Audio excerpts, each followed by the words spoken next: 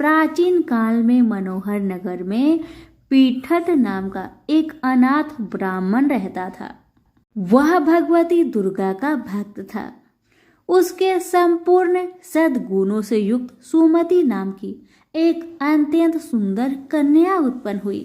वह कन्या सुमति अपने पिता के घर वाले काल में ही अपनी सहेलियों के साथ क्रीड़ा करती हुई इस प्रकार बढ़ने लगी जैसे शुक्ल पक्ष में चंद्रमा की कला बढ़ती है।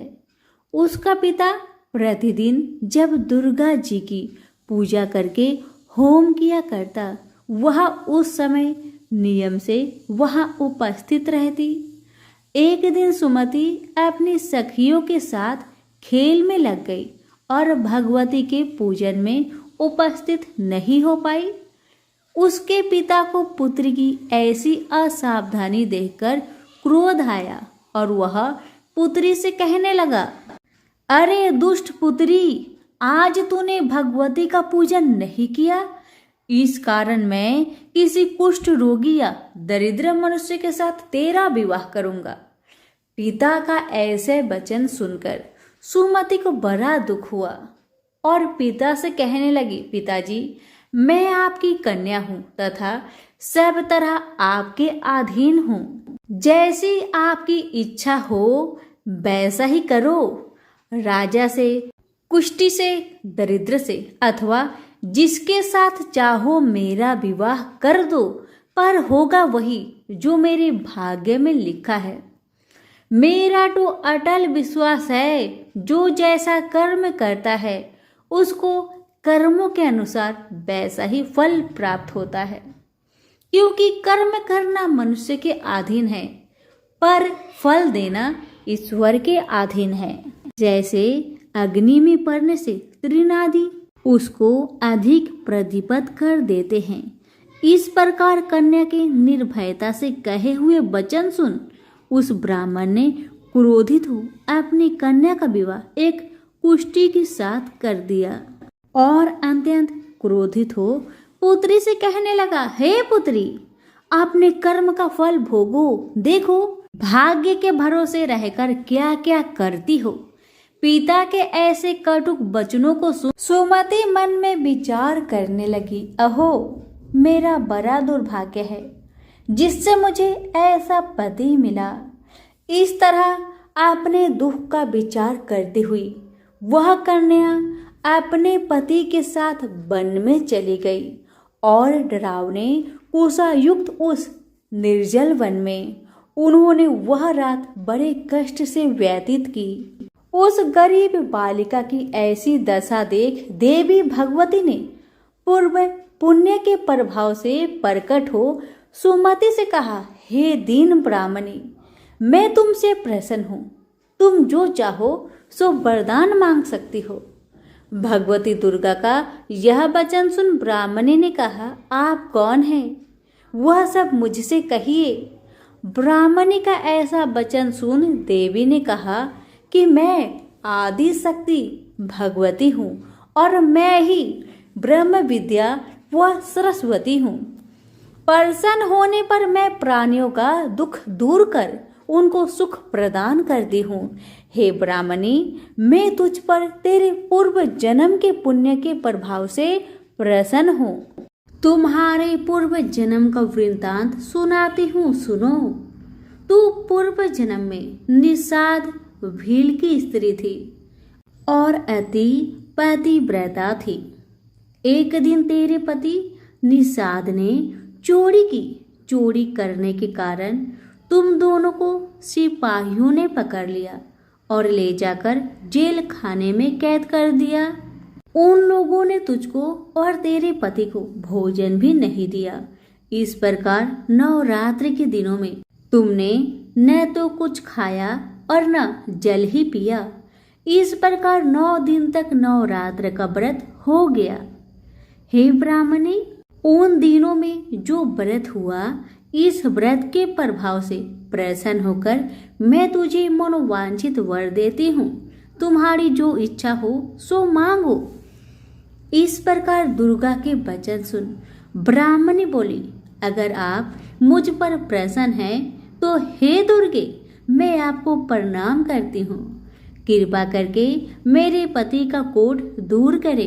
देवी ने कहा, उन दिनों तुमने जो व्रत किया था, उस व्रत का एक दिन का पुण्य पति का कोढ़ दूर करने के लिए अर्पण करो। उस पुण्य के प्रभाव से तेरा पति कोढ़ से मुक्त हो जाएगा। ब्रह्मा जी बोले। इस प्रकार देवी के वचन सुन वह ब्राह्मणी बहुत प्रसन्न हुई और पति को निरूप करने की इच्छा से जब उसने तथास्तु ऐसा वचन कहा, तब उसके पति का शरीर भगवती दुर्गा की कृपा से कुष्ठ रोग से रहित हो अति कांतिवान हो गया। वह ब्राह्मणी पति की मनोहर देह को देख देवी की स्तुति करने लगी। हे दुर्गे, आप दुर्गति को दूर करने वाली, तीनों लोगों का संताप हरने वाली, समस्त दुखों को दूर करने वाली, रोगी मनुष्य को निरोगी करने वाली, प्रसन्न हो मनोवांछित फल देने वाली और दुष्टों का नाश करने वाली जगत की माता हो। हे अम्बे, मुझ निरपराध अबला को मेरे पिता ने कुष्ठ मनुष्य के साथ विवाह करके घर से निकाल दिया। पिता की तिरस्कृत निर्जल वन में विचर रही हूँ। आपने मेरा इस विपद से उद्धार किया है। हे देवी, आपको प्रणाम करती हूँ, मेरी रक्षा करे। ब्रह्मा जी बोले, हे बृहस्पति, उस ब्राह्मणी की ऐसी स्तुति सुन देवी बहुत प्रसन्न हुई और ब्राह्मणी से कहा, हे ब्राह्मणी, तेरे उदालय नामक अति बुद्धिमान, धनवान, कृतिवान और जितेंद्रिय पुत्र शीघ्र उत्पन्न होगा। ऐसा वर प्रदान कर देवी ने ब्राह्मणी से फिर कहा, हे ब्राह्मणी, और जो कुछ तेरी इच्छा हो वह मांग ले। भगवती दुर्गा का ऐसी वचन सुन सुमति ने कहा, हे भगवती दुर्गे, अगर आप मुझ पर प्रसन्न है तो कृपा कर मुझे नवरात्र व्रत की विधि और उसके फल का विस्तार से वर्णन करे। महात्मे, इस प्रकार ब्राह्मणी के वचन सुन दुर्गा ने कहा, हे ब्राह्मणी, मैं तुम्हें संपूर्ण पापों को दूर करने वाली नवरात्र व्रत की विधि बतलाती हूँ, जिसको सुनने से मोक्ष की प्राप्ति होती है। चैत्र मास के शुक्ल पक्ष की प्रतिपदा से लेकर 9 दिन तक विधि पूर्वक व्रत करे। यदि दिन भर का व्रत न कर सके तो एक समय भोजन करे।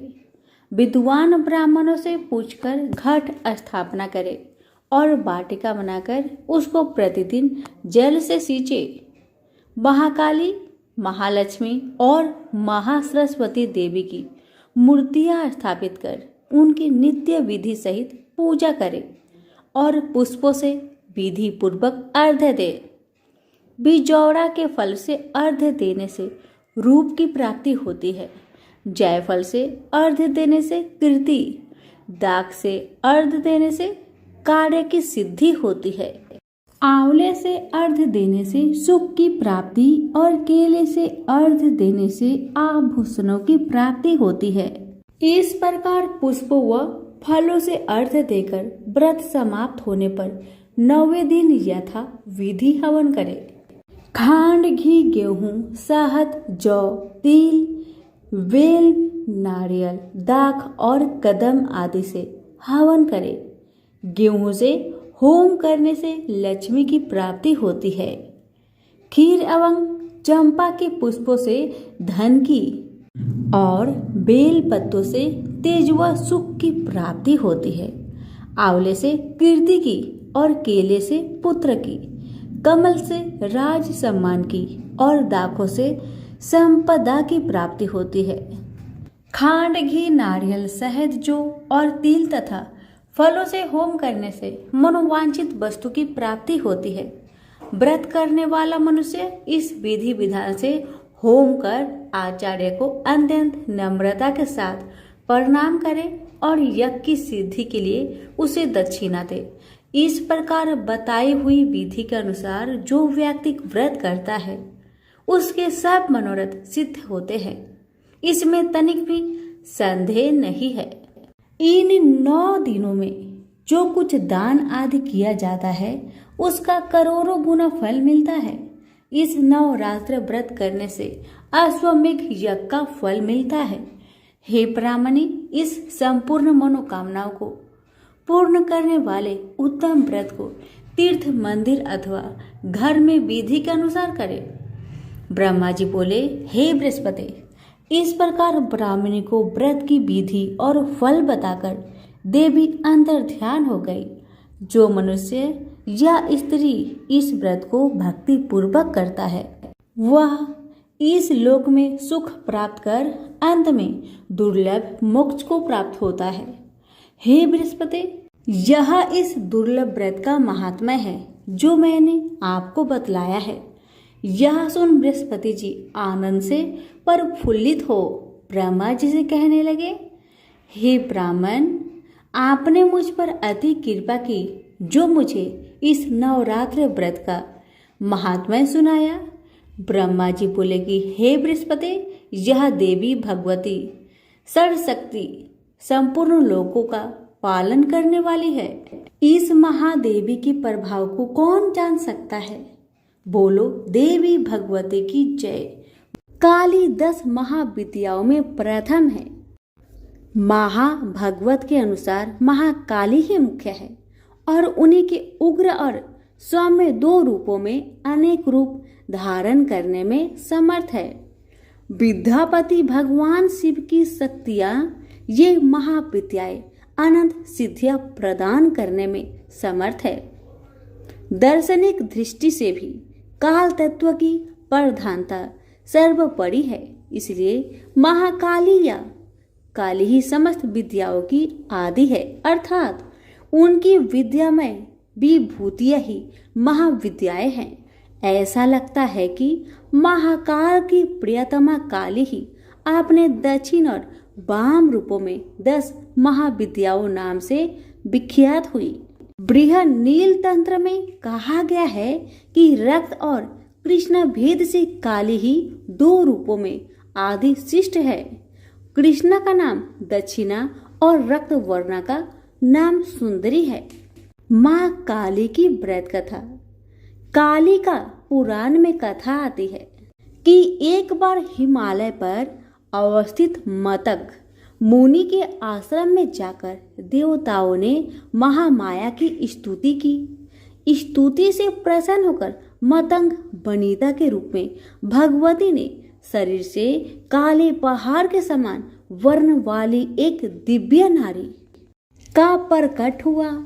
उस महातेजस्वी ने स्वयं ही देवताओं की ओर से उत्तर दिया कि ये लोग मेरा ही सतवन कर रहे हैं।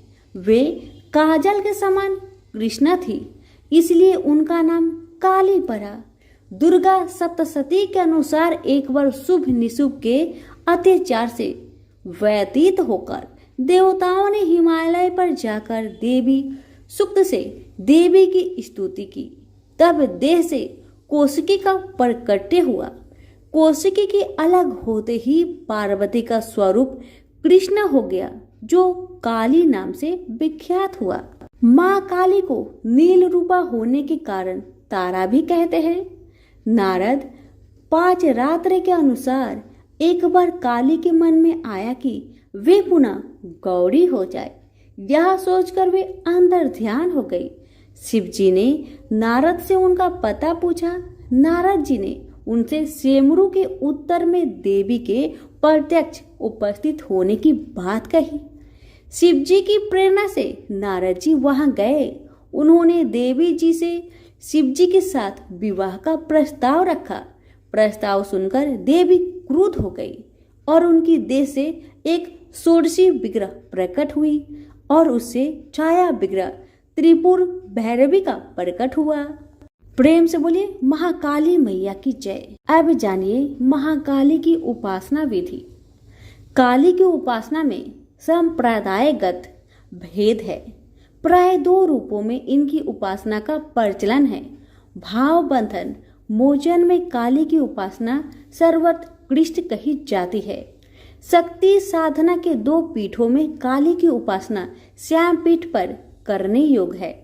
भक्ति मार्ग में तो किसी भी रूप में उन महामाया की उपासना फल प्रदा है, और सिद्धि के लिए उनकी उपासना वीर भाव से की जाती है। साधना के द्वारा जब अहंता, ममता और भेद बुद्धि का नाश होकर साधक में पूर्ण शिशु तत्व का उदय हो जाता है, तब काली का विग्रह साधक के समक्ष प्रकट हो जाता है। उस समय भगवती काली माता की छवि अवर्णीय होती है। काजल के पहाड़ के समान दिग्वसना मुक्त कुंतला स्वर पर आरूढ़ मुंडल माला धारिणी भगवती काली का प्रत्यक्ष दर्शन साधक को कृतार्थ कर देता है। तांत्रिक मार्ग में यद्यपि काली माता की उपासना दीक्षा गम्य है, तथापि अनन्य शरणागति के द्वारा उनकी कृपा किसी को भी प्राप्त हो सकती है। मूर्ति मंत्र अथवा गुरु द्वारा उपदिष्ट किसी भी आधार पर भक्ति भाव से मंत्र जाप, पूजा, होम और पुरस्चरण करने से भगवती काली प्रसन्न हो जाती है।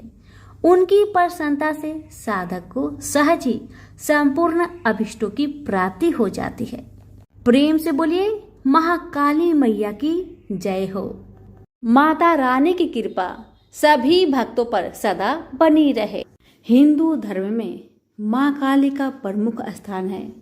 काली का अर्थ है समय और काल। ऐसा माना जाता है कि उनकी उत्पत्ति समय और काल पापियों के नाश के लिए हुई थी। समय और काल से कोई भी नहीं बच सकता, यह सभी को निगल जाता है। माता पार्वती ने यह भयानक रूप पापियों के विनाश के लिए धारण किया था। माँ काली पापियों के लिए विनाश है और अपने भक्तों के लिए प्रेम से भरी हुई है।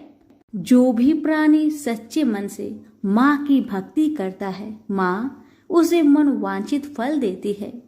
माँ काली की कथा। एक समय दारुक नाम के पापी असुर ने ब्रह्मा जी को परेशान करने लगा। वह उन पर अत्याचार करने लगा। धार्मिक अनुष्ठान यज्ञ बंद करवा दिए गए और स्वर्गलोक को चला गया।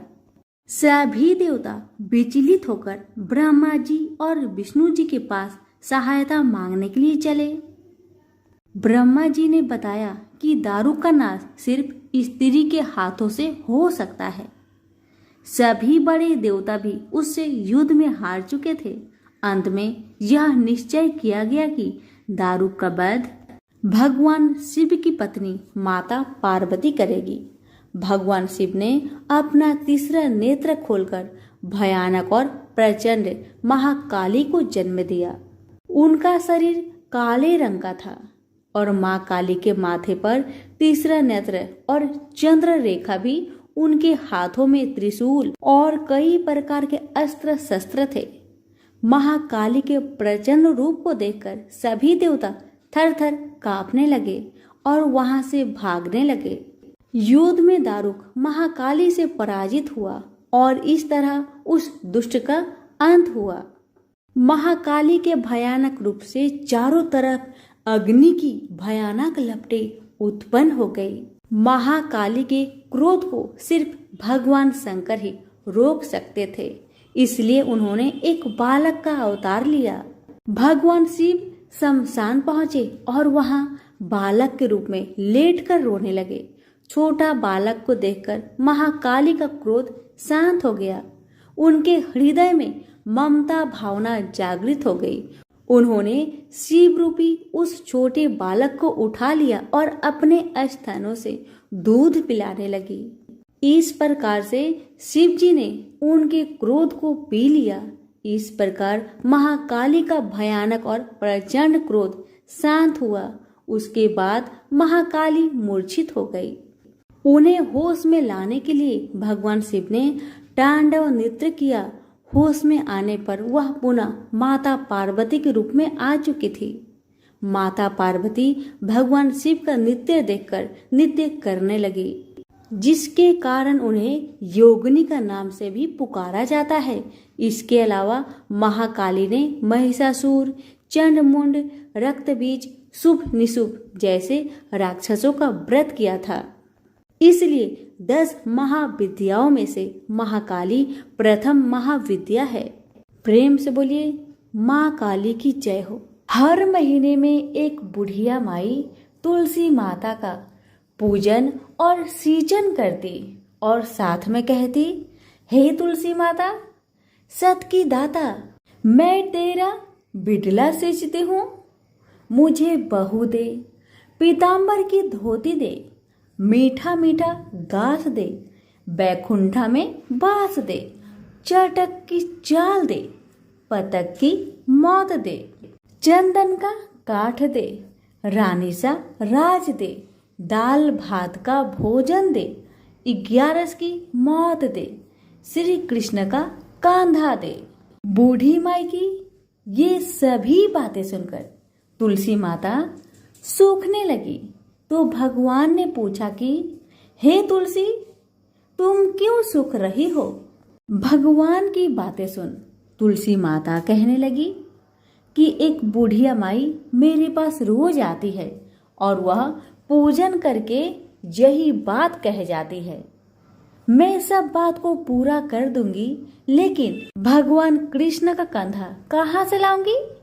तो भगवान बोले, जब वो बुढ़िया मरेगी तो मैं अपने आप उसे कंधा देने आ जाऊंगा। तो बुढ़िया माई से कह देना। समय बीतता गया। जब बुढ़िया माई मर गई, सब लोग आ गए।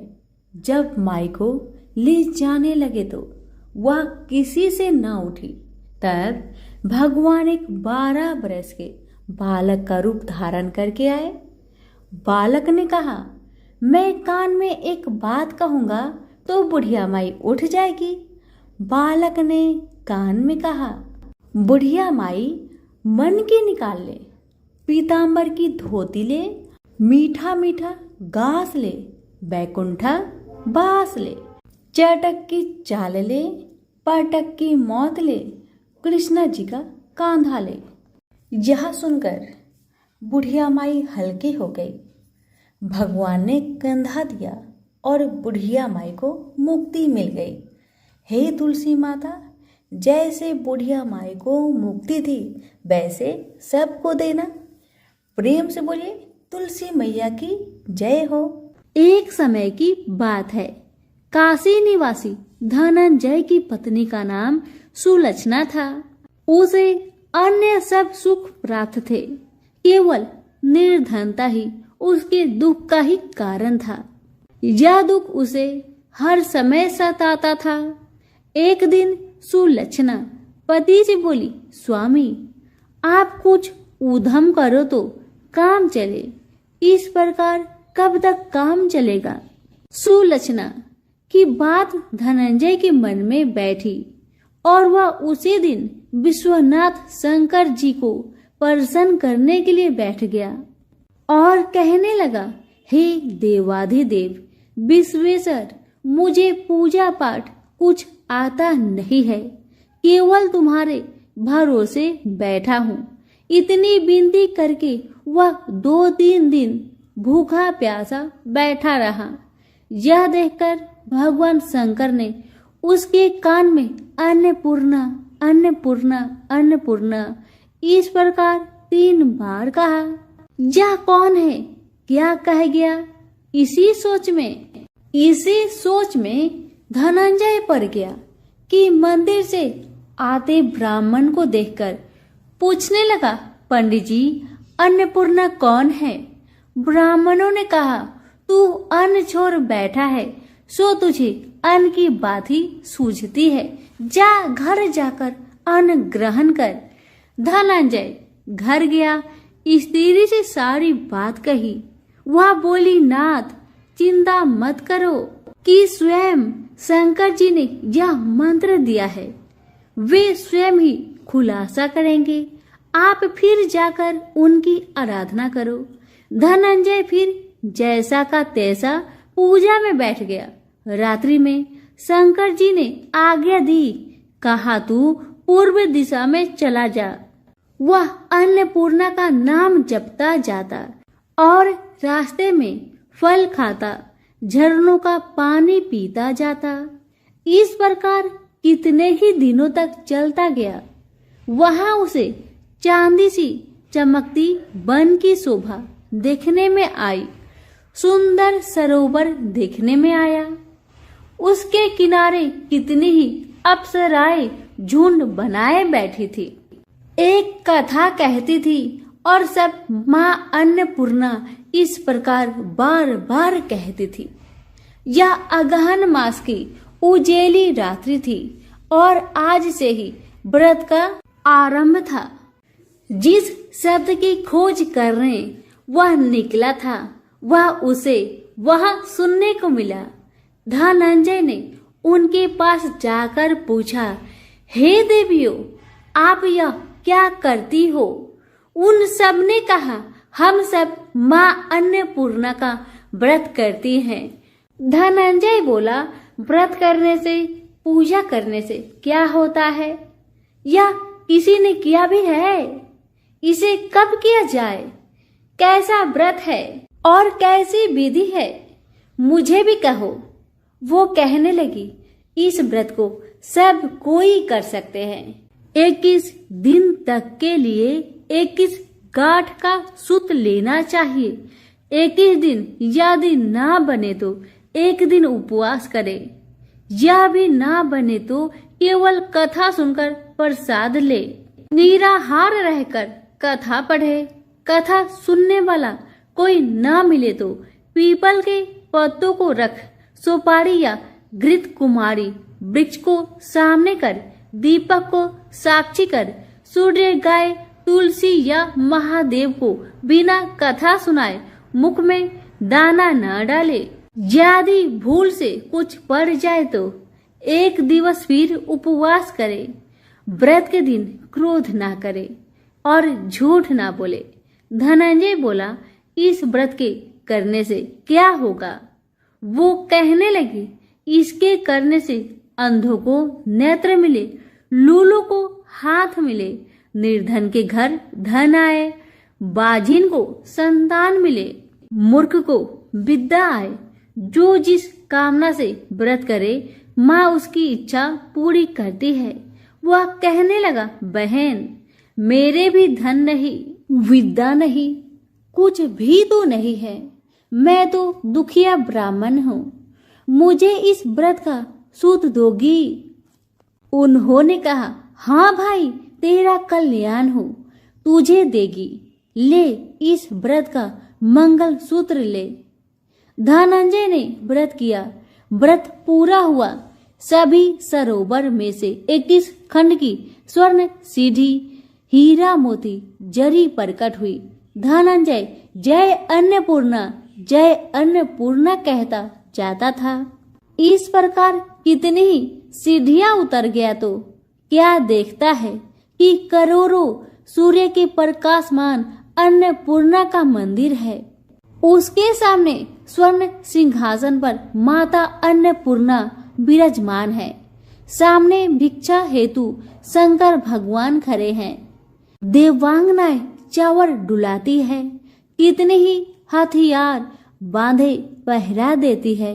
धनंजय दौड़कर जगदम्बा के चरणों में गिर गया। देवी उसके मन का कलेश जान गई।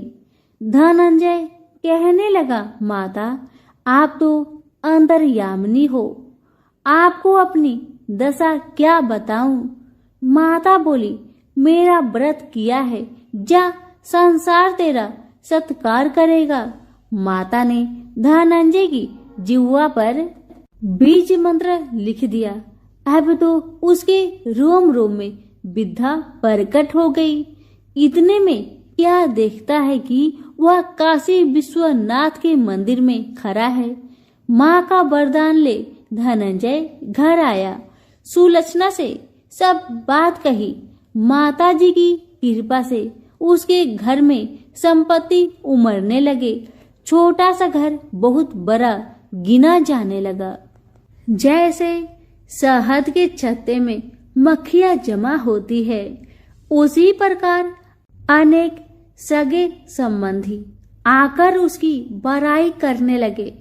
कहने लगे, इतना धन और इतना बड़ा घर सुंदर संतान नहीं तो इस कमाई का कौन भोग करेगा? सुलक्षणा से संतान नहीं है, इसलिए तुम दूसरा विवाह करो। अनिच्छा होते हुए भी धनंजय को दूसरा विवाह करना पड़ा और सती सुलक्षणा को स्वार्थ का दुख उठाना पड़ा। इस प्रकार दिन बीतते गए। फिर अगहन मास आया। नए बंधन से बंधे पति से सुलक्षणा ने कहलाया कि हम व्रत के प्रभाव से सुखी हुए हैं, इस कारण यह व्रत छोड़ना नहीं चाहिए। यह माता जी का प्रताप है जो हम इतने संपन्न और सुखी हैं। सुलक्षणा की बात सुन धनंजय उसके यहाँ आया और व्रत में बैठ गया। नई बहू को इस व्रत की खबर नहीं थी। वह धनंजय के आने की राह देख रही थी। दिन बीतते गए और व्रत पूर्ण होने में 3 दिवस बाकी थे कि नई बहू को खबर पड़ी और उसके मन में ईर्ष्या की ज्वाला दहक रही थी। सुलक्षणा के घर आ पहुंची और उसने वहां भगदड़ मचा दी। वह धनंजय को अपने साथ ले गई। नए घर में धनंजय को थोड़ी देर के लिए निद्रा ने आ दबाया। इसी समय नई बहू ने उसका व्रत का सूत तोड़कर आग में फेंक दिया। अब तो माता जी का कोप जाग गया। घर में अकस्मात आग लग गई। सब कुछ जलकर खाक हो गया। सुलक्षणा जान गई और पति को फिर अपने घर ले आई। नई बहू रूठकर पिता के घर जा बैठी। पति को परमेश्वर मानने वाली सुलक्षणा बोली, नाथ घबराना नहीं, माता जी का कृपा अलौकिक है। पुत्र कुपुत्र हो जाता है पर माता कुमाता नहीं होती। अब आप श्रद्धा और भक्ति से आराधना शुरू करो, वे जरूर हमारा कल्याण करेगी। धनंजय फिर माता के पीछे पड़ गया। फिर वही सरोवर सीढ़ी प्रकट हुई। उसमें माँ अन्नपूर्णा कहकर वह उतर गया। वहां जा माता जी के चरणों में रुदन करने लगा। माता प्रसन्न हो बोली, यह मेरे स्वर्ण की मूर्ति ले, उसकी पूजा करना, तू फिर सुखी हो जाएगा। जा, तुझे मेरा आशीर्वाद है। तेरी स्त्री सुलक्षणा ने श्रद्धा से मेरा व्रत किया है, उसे मैंने पुत्र दिया है। धनंजय ने आँख खोली तो खुद को काशी विश्वनाथ के मंदिर में खड़ा पाया। वहां से फिर उसी प्रकार घर आया। इधर सुलक्षणा के दिन चढ़े और महीने पूरे होते ही पुत्र का जन्म हुआ। गांव में आश्चर्य की लहर दौड़ गई। मानता आने लगा। इस प्रकार उसी गांव के निसंतान सेठ के पुत्र होने पर उसने माता अन्नपूर्णा का मंदिर बनवा दिया। उसमें माता जी धूमधाम से पधारी, यज्ञ किया और धनंजय को मंदिर की आश्चर्य का व्रत दे दिया गया। जीविका के लिए मंदिर की दक्षिणा और रहने के लिए बड़ा सुंदर सा भवन दिया। धनंजय स्त्री पुत्र सहित वहां रहने लगा। माता जी के चढ़ावे में भरपूर आमदनी होने लगी। उधर नई बहू के पिता के घर डाका पड़ा, सब लूट गया। वे भीख मांगकर पेट भरने लगी। सुलक्षणा ने यह सुना तो उन्हें बुला भेजा और उनको अलग घर दिया और उनके अन्य वस्त्र का प्रबंध कर दिया। धनंजय, सुलक्षणा और उसका पुत्र माता जी की कृपा से आनंद से रहने लगे। माता जी ने जैसे इनके भंडार भरे वैसे सबके भंडार भरे। सभी प्रेम से बोलिए, अन्नपूर्णा माता की जय हो। सतयुग में मूर नाम का एक दैत्य उत्पन्न हुआ। वह बड़ा बलवान और भयानक था। उस प्रचंड दैत्य ने इंद्र, आदित्य, वासु, वायु, अग्नि आदि सभी देवताओं को पराजित करके भगा दिया। तब इंद्र सहित सभी देवताओं ने भयभीत होकर भगवान शिव से सारा वृत्तांत कह सुनाया और बोले कि हे कैलाशपति, मूर दैत्य से भयभीत होकर सब देवता मृत्यु लोक में फिर रहे हैं। तब भगवान शिव ने कहा, हे देवताओं, तीनों लोकों के स्वामी, भक्तों के दुख का नाश करने वाले भगवान विष्णु के शरण में जाओ, वे ही तुम्हारे दुखों को दूर कर सकते हैं। शिव जी के ऐसे वचन सुनकर सभी देवता क्षीर सागर में पहुंचे। वहां भगवान को शयन करते देख हाथ जोड़कर उनकी स्तुति करने लगे कि हे देवताओं द्वारा स्तुति करने योग्य प्रभु, आपको बारंबार नमस्कार है। हे देवताओं की रक्षा करने वाले मधुसूदन, आपको नमस्कार है। आप हमारी रक्षा करें। दैत्यों से भयभीत होकर हम आपकी शरण में आए हैं। आप इस संसार के कर्ता, माता पिता, उत्पत्ति और पालन करता और संहार करने वाले हैं। सबको शांति प्रदान करने वाले हैं। आकाश और पाताल भी आप ही है। सबके पितामह ब्रह्मा, सूर्य, चंद्र, अग्नि, सामग्री, होम, आहुति, मंत्र, तंत्र, जप, यजमान, यज्ञ, कर्म कर्ता और भोक्ता आप ही हैं। आप सर्वव्यापक है। आपके सिवा तीनों लोकों में चर तथा अचर कुछ भी नहीं है। हे भगवान, दैत्यों ने हमको जीतकर स्वर्ग से भ्रष्ट कर दिया है और हम सब देवता इधर उधर भागे फिर रहे हैं। आप उन दैत्यों से हम सबकी रक्षा करें। इंद्र के ऐसे वचन सुनकर भगवान विष्णु कहने लगे कि हे इंद्र, ऐसा मायावी दैत्य कौन है जिसने सब देवताओं को जीत लिया है? उसका नाम क्या है? उसमें कितना बल है और किसके आश्रय में है तथा उसका स्थान कहाँ पर है? यह सब मुझसे कहो। भगवान के ऐसे वचन सुनकर इंद्र बोले, भगवान, प्राचीन समय में एक नारी जंघ नामक राक्षस था। उसके महापराक्रमी और लोक विख्यात मूर नाम का एक पुत्र था। उसकी चंद्रावती नाम की नगरी है। उसी ने सब देवताओं को स्वर्ग से निकालकर वहां अपना अधिकार जमा लिया है। उसने इंद्र, अग्नि, वरुण, यम, वायु, यश, चंद्रमा, नैऋत्य आदि सबके स्थान पर अधिकार कर लिया है। सूर्य बनकर स्वयं ही प्रकाश करता है, स्वयं ही मेघ बन बैठा है और सबसे अजय है। हे असुर निकंदन, उस दुष्ट को मारकर देवताओं को अजय बनाइए।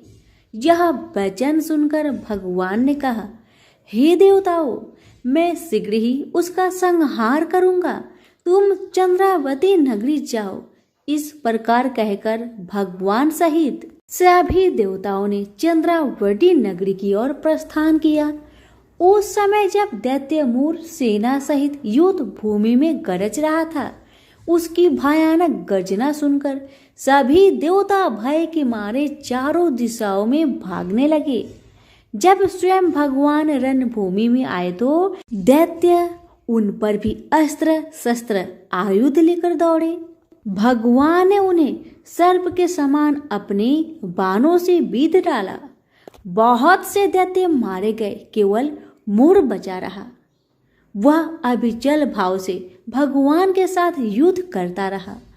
भगवान जो भी तीक्ष्ण बाण चलाते, वह उसके लिए पुष्प सिद्ध होता। उसका शरीर छिन्न भिन्न हो गया, किंतु वह लगातार युद्ध करता रहा। दोनों के बीच मल्ल युद्ध भी हुआ।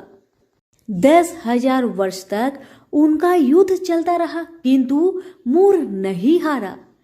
थक कर भगवान बद्रिका आश्रम चले गए। वहां हेमवती नामक सुंदर गुफा थी। उसमें विश्राम करने के लिए भगवान उसके अंदर प्रवेश कर गए। यह गुफा 12 योजन लंबी थी और उसका एक ही द्वार था। विष्णु भगवान वहां योग निद्रा की गोद में सो गए। मोर भी पीछे पीछे वहां तक आ गया और भगवान को सोया देखकर मारने को उद्धत हुआ। तभी भगवान के शरीर से उज्जवल कांतिमयी रूप वाली देवी प्रकट हुई। देवी ने राक्षस मोर को ललकार कर युद्ध किया और उसे तत्काल मौत के घाट उतार दिया।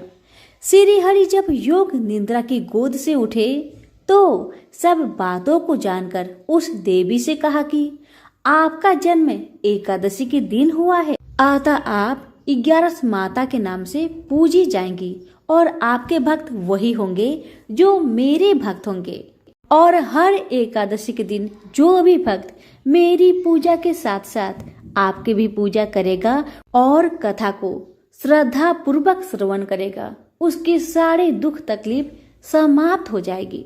सभी प्रेम से बोलिए विष्णु भगवान की जय हो, 11 माता की जय हो। कथा अच्छी लगी हो तो लाइक शेयर अवश्य करें। आप सभी का बहुत बहुत धन्यवाद।